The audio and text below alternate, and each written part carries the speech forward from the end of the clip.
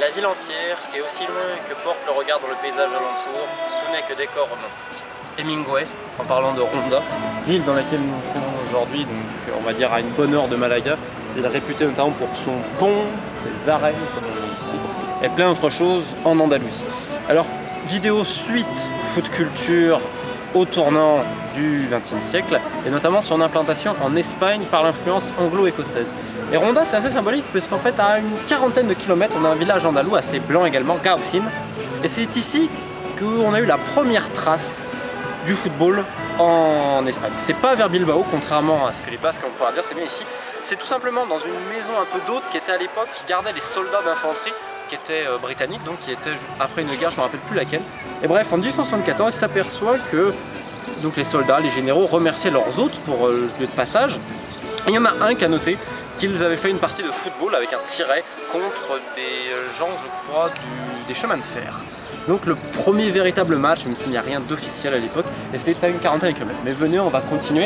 Et je vais vous expliquer l'histoire du premier club espagnol, donc Recreativo Huelva, le Decano comme on dit, qui va d'ailleurs descendre en 3e division espagnole, je suis tristesse, et qui a été donc fondé en décembre 1889. Alors, certains vont dire, oui mais Tarragone c'est 1886. Oui d'accord, mais en fait ils ont pu jouer, je crois, leur premier match officiel en 1914, il me semble, à vérifier. En tout cas, celui qui est reconnu par tous quasiment comme le plus vieux club en Espagne est le Recreativo Huelva. En fait, il faut comprendre déjà que Huelva, donc c'est d'où Christophe Colomb, enfin Christophe Colomb est parti d'un côté, des Puerto de Santa Maria, non. Oh le con. Oh, le Puerto de Santa Maria il est parti, mais c'était bien après. Non, oh j'ai perdu le premier lieu où il est parti, qui est juste à côté de Huelva, vous m'excuserez. Donc bref, en tout cas Huelva, c'est connu pour le Rio Tinto, pour ses mines. Donc il y a tellement de fer, aujourd'hui vous avez le fameux Rio Tinto, qui aujourd'hui est rouge, mais c'est par l'oxyde. On va dire niveau écologique c'est pas top. On va se mettre là pour continuer la vidéo. Et donc en fait il y avait beaucoup d'Anglais et d'Écossais qui ont exploité les mines dans la région. Alors il y avait une mine écossaise où il y avait moins de matériel et une mine pour les Anglais. En l'occurrence, certaines personnes, comme je vous ai expliqué, ils voulaient exporter leur passion et tout ce qu'ils faisaient dans leur pays. Et donc notamment le foot, ce qui était, on va dire, une question culturelle, c'était devenu le nouveau hobby. Et donc en fait c'est un germano-anglais, monsieur William Sandheim je crois, qui a convaincu le directeur de la Banque de Londres d'investir plus fort à Huelva. Parce que comme je dis, Huelva c'est complètement perdu. On n'est pas loin du Portugal, on est vers l'Atlantique, on est à quoi 2 heures de Séville quasiment, c'est la seule grosse ville, et Huelva. Alors certes, à côté on a le parc naturel des Doñana, d'où certains historiens espagnols disent que c'est l'Atlantide qui se résiderait dessous à cause de son humidité terrible. Certes, c'est magnifique Doñana, mais Huelva c'est quand même assez pauvre au niveau de l'industrie. Vous y allez aujourd'hui à Huelva, vous allez avoir quoi? Le centre-ville n'est pas du tout animé comme les autres. Donc entre guillemets, c'est une petite ville qui incite à la famille et plus à la tradition. Et donc les mineurs, ont eu beaucoup plus de contact facilement avec la population que par exemple à Séville, où il y avait également énormément d'investisseurs anglais, mais ils ont mis beaucoup plus de temps à faire le football. Et donc, M. Sandheim et d'autres, et notamment le docteur Mackay. Alors Mackay, certains disent qu'il est anglais, non. Il est écossais, déjà le nom Mac forcément, il n'allait pas être autre chose. Et tout simplement, il a été prouvé il y a quelques mois, le Scottish Football Museum a retrouvé un document de ce docteur à l'université d'Édimbourg, donc il était bien scottish.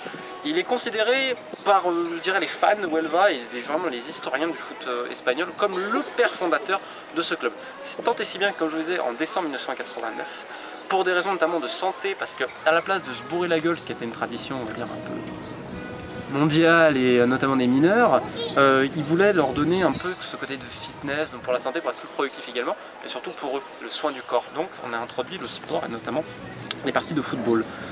Mais donc il y a eu un premier match, mais c'était pas vraiment officiel, c'était avec, je crois, un bateau qui venait d'arriver vers Huelva avec des Anglais, donc voilà, on avait ça. Mackay était quasiment ses 40 ans, mais il jouait aussi, et c'est seulement le 8 mars 90 que le premier véritable match dans les répertoriés en Espagne se joue. Il se joue à Séville, Huelva est venu, ils avaient je crois un joueur en moins me semble-t-il, ou Séville, j'ai un doute. Et ce qui était drôle en fait, c'est qu'ils avaient une délégation, donc ils ont chacun dû payer leur voyage pour aller là-bas. Et il y avait 9 personnes en plus de Huelva qui ont fait le déplacement, et c'est drôle parce que selon le livre Morbo que je vous conseille de Phil Bald, je le montrerai peut-être plus tard, il y avait des cheerleaders et des coupeurs d'orange et de citron.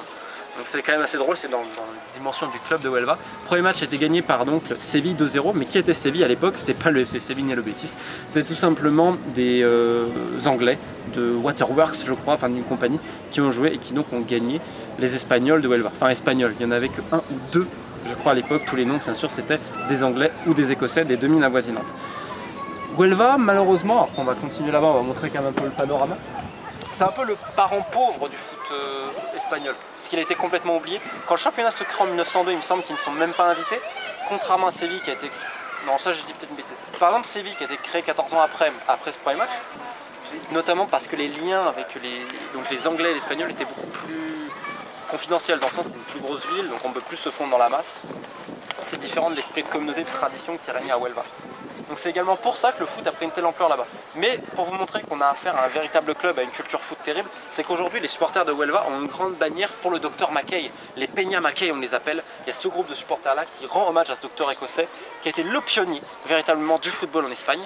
Et bon, ce qui est marrant c'est que Mackay ils l'écrivent mal, ils ont mis un A, M-A-C-K-A-Y, alors que c'est qu'un M-C et après un K. Alors on va vous montrer pour terminer un peu le paysage de la Campilla, de cette belle Andalousie. Donc pour les prochaines vidéos, on va parler de Barcelone, parce que alors, historiquement c'est connu comme étant un Suisse, le créateur, d'accord, ok, mais en fait sans deux frères anglais, il n'y aurait jamais eu le FC Barcelone, et sans les Écossais aussi, puisque dans les premières équipes c'était rempli d'Écossais. Donc alors, regardez, on va terminer là-dessus. Quand même un peu de détente aussi, je vais pas que dire des choses peu de culture. Donc voilà, on va aller sur d'autres choses, on va aller à Milan, on va aller à Gênes, pour tout vous dire l'influence qu'ont les Britanniques sur le football, le beautiful game comme on peut l'appeler. Donc voilà, c'était l'histoire de Huelva et peut-être qu'un jour on ira même sur place pour faire autre chose. Ah, j'ai oublié une anecdote voilà, qui est très symbolique en fait. C'est qu'à Huelva, historiquement, il y a le quartier anglais.